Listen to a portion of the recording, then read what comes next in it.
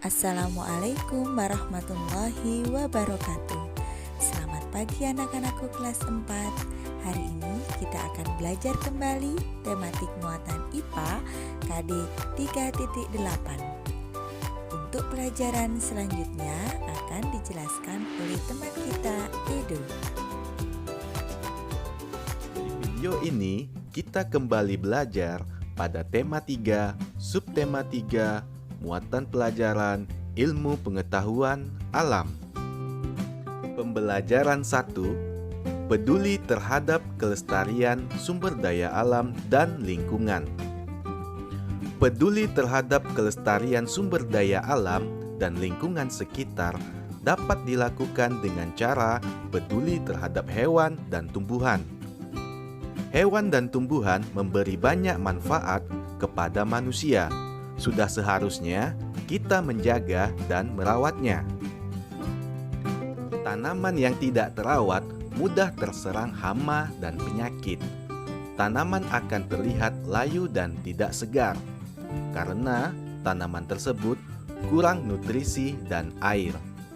Jika keadaan tersebut berlangsung secara terus-menerus, maka tanaman tersebut akan mati. Hewan yang tidak terawat juga mudah terserang penyakit. Misalnya, burung merpati yang sakit dapat menularkan penyakit ke makhluk hidup lain.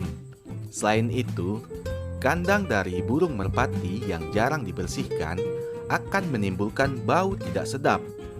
Jika burung merpati didiamkan tanpa perawatan, maka burung tersebut akan mati. Ciri-ciri tumbuhan yang terawat dan tidak terawat. Ciri-ciri tumbuhan yang terawat yaitu daun berwarna hijau dan segar serta tidak layu. Batang terlihat kokoh dan tidak rapuh. Juga tidak mudah terserang hama dan penyakit.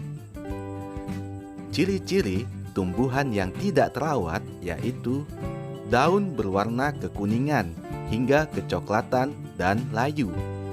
Batang mudah rapuh dan kering. Mudah diserang hama dan penyakit sehingga permukaan daun berlubang. Selanjutnya, ciri-ciri hewan yang terawat dan yang tidak terawat.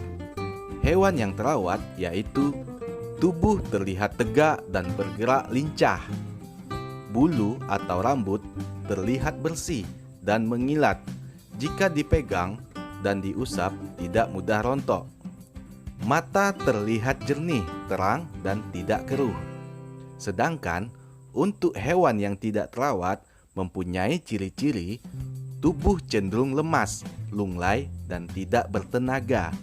Bulu atau rambut terlihat kotor, kusam, dan rontok. Mata berair atau bernanah sehingga terlihat keruh, bahkan tidak bisa melihat. Berikutnya, kita masuk ke pembelajaran 3. Pentingnya penghijauan sebagai upaya pelestarian sumber daya alam. Pelestarian sumber daya alam dapat dilakukan dengan melakukan penghijauan di sekitar kita. Penghijauan bertujuan untuk menjaga lingkungan dari kerusakan. Perbuatan membenahi atau memperbaiki tanah bekas galian pertambangan atau memupuk tanah untuk mengembalikan kesuburan tanah. Penghijauan dapat dilakukan dengan memanfaatkan lahan kosong di sekitar kita untuk ditanami dengan tanaman obat. Tanaman obat keluarga adalah tanaman hasil budidaya rumah yang berkhasiat sebagai obat. Tanaman obat keluarga biasanya ditanam di halaman rumah, kebun, atau ladang yang tidak terlalu luas. Manfaat tanaman obat keluarga adalah memenuhi keperluan keluarga akan obat-obatan sederhana dengan mudah dan praktis. Selanjutnya, contoh manfaat tanaman obat. 1. Temulawak.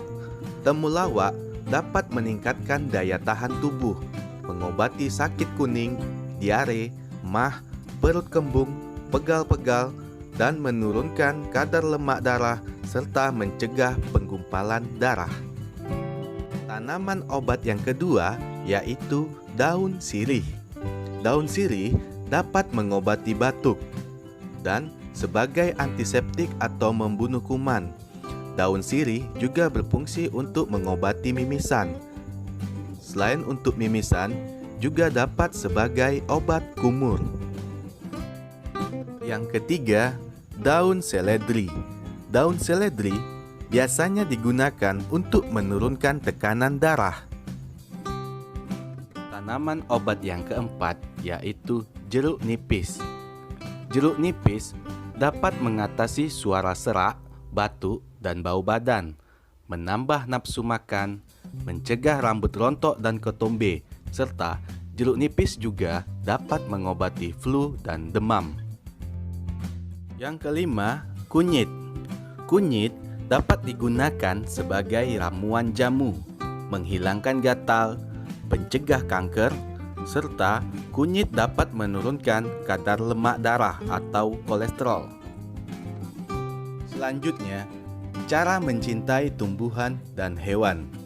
Pertama, tidak melukai hewan yang hidup di lingkungan sekitar. Kedua, memberi makan hewan peliharaan. Tiga, menanam lebih banyak tumbuhan di lingkungan sekitar, misalnya di perkarangan. 4. Menyiram tanaman, memberi pupuk, dan membersihkan tanaman pengganggu secara rutin. 5. Tidak merusak tanaman, misalnya dengan menebang pohon sembarangan atau menginjak tanaman.